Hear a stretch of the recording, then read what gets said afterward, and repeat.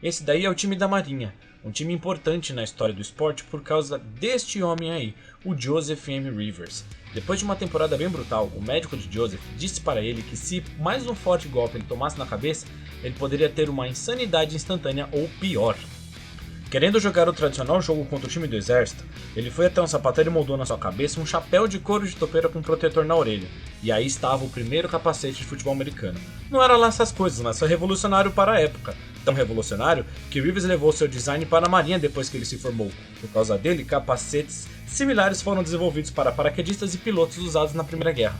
No início dos anos 1900, capacetes de couro macio eram opcionais para os jogadores. Muitos preferiam jogar sem, alegando que o couro deixava eles muito quentes e não dava para ouvir nada com o couro na orelha. Em 1917, eles resolveram esse problema com o ZH, também conhecido como Zupke Helmet, que levava o nome do caso do treinador de Illinois, o Bob Zupke, que trouxe um projeto que tinha furos para uma melhor ventilação, buracos nas partes das orelhas e uma tira de tecido resistente que ajudava a absorver e distribuir os impactos. Esse material de couro macio foi substituído em 1920 por um couro rígido, conhecido também como os Leatherheads, que eram os cabeças de couro. Em 1939, o coach John T. Riddell introduziu o primeiro capacete de plástico. Nos anos seguintes foram adicionadas as faixas de queixo, juntamente com um sistema de absorção de impacto bem mais aprimorado, que permitia um ajuste mais confortável. Depois de ver esse capacete do Riddell usado pelo Green Bay Packers, o general George S. Patton contratou o Riddell e licenciou a tecnologia. O exército estava mudando o capacete M1917 usado na Primeira Guerra, já que era desconfortável e oferecia pouca proteção. Então o sistema de absorção de Riddell foi implementado no capacete M1. No período da Segunda Guerra, a demanda por plástico aumentou muito e por isso tornou-se escasso, e fez com que os capacetes da Riddell ficassem difíceis de se produzir. Tentaram algumas misturas de plásticos bem ruins, onde muitas unidades se quebravam com o primeiro impacto, e foram rapidamente banidos pela NFL, até que o problema fosse finalmente corrigido. Em 43, os capacetes se tornaram obrigatórios em toda a liga, mas esse capacete era feio, sem graça, com uma cor marrom clara, que ficava difícil de diferenciar um time do outro. E em 48, o halfback do Los Angeles Rams, Fred Gehrke, formado em artes enquanto estava na faculdade, teve a ideia de pintar diretamente no capacete, e levou um capacete para casa e passou a noite toda pintando um capacete que consistia em chifres amarelos num capacete azul. O coach Bob Snyder e o proprietário Dan Rivers adoraram o design e encarregaram o Gehrke de pintar todos os capacetes do time, ganhando $1 por cada capacete. Em 48, quando os jogadores foram vistos pela primeira vez usando os capacetes personalizados, eles foram recebidos com aplausos estrondosos de uma ovação de pé, que durou 5 minutos. Esses capacetes protegiam a cabeça e a orelha dos jogadores, mas não protegiam o rosto. Em 1955, o QB do Browns, o Otton Graham, levou uma pancada no rosto tão forte que foram necessários 15 pontos na sua boca. Durante o intervalo do jogo, o treinador Paul Brown conversou com o diretor de equipamentos para criar o mais rápido possível um dispositivo improvisado feito de plástico transparente.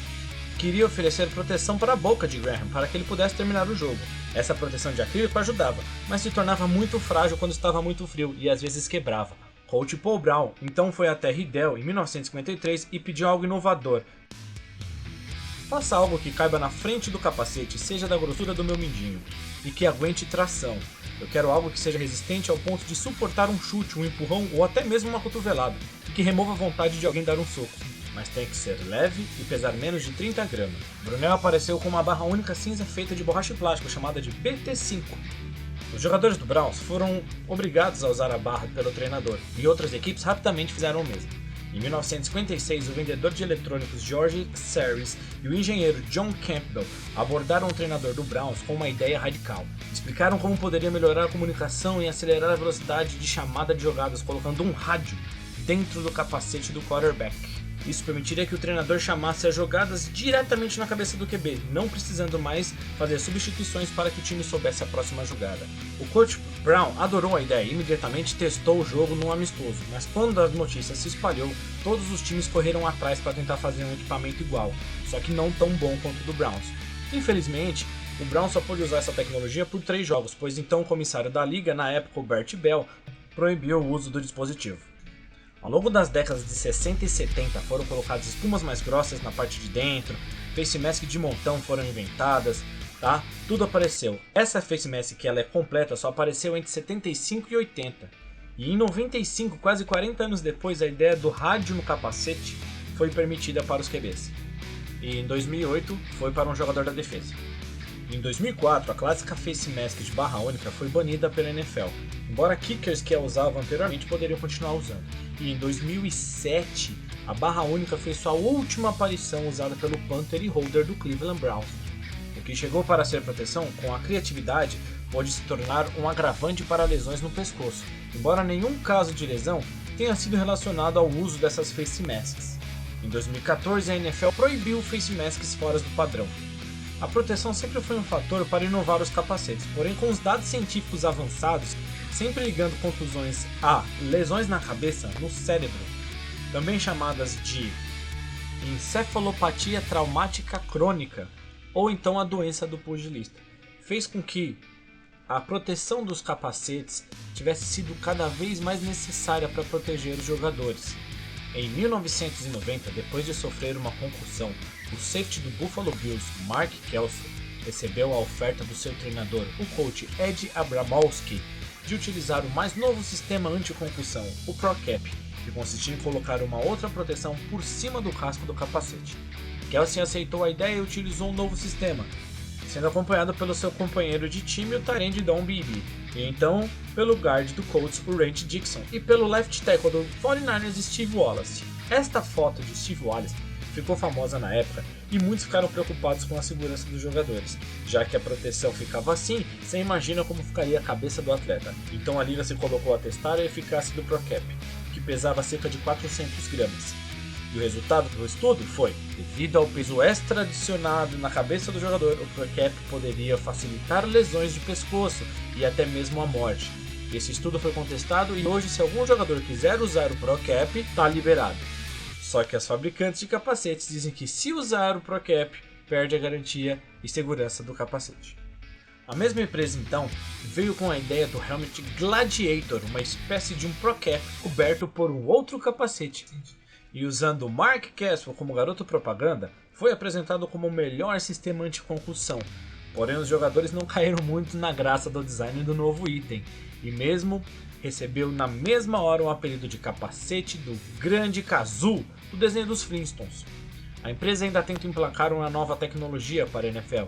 Enquanto isso não acontece, Ideal, Chute e Zenith, que buscam sempre aprimorar seus capacetes para dar ao jogador o máximo de segurança, estão fazendo capacetes com novos materiais como o TPU, o termoplástico uretano.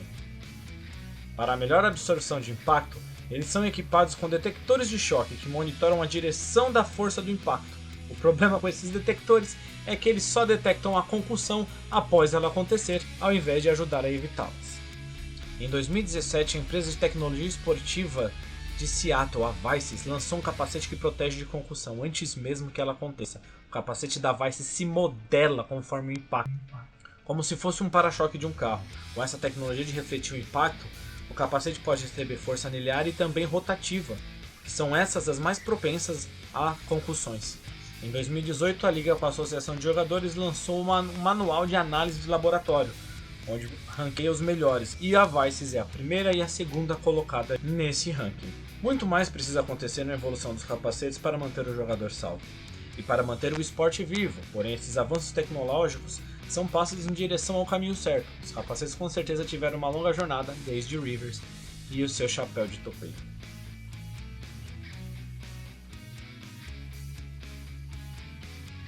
Bom pessoal, espero que vocês tenham gostado aí muito desse conteúdo, deu muito trabalho pra gente fazer, porém a gente faz com muita vontade porque a gente gosta muito do esporte. Nesse aqui eu não vou nem pedir pra você se inscrever, eu vou pedir pra você compartilhar. Manda lá pra aquela página ou marca aquela página que você segue, que é de futebol americano, seja em qualquer rede social. Quem sabe o nosso trabalho chegue mais longe agora com essas informações. Tá legal? Muito obrigado e qualquer novidade vocês podem falar aí nos comentários o que vocês querem que a gente aborde, que agora a gente vai tentar fazer uns vídeos mais bem elaborados. Obrigado, até a próxima!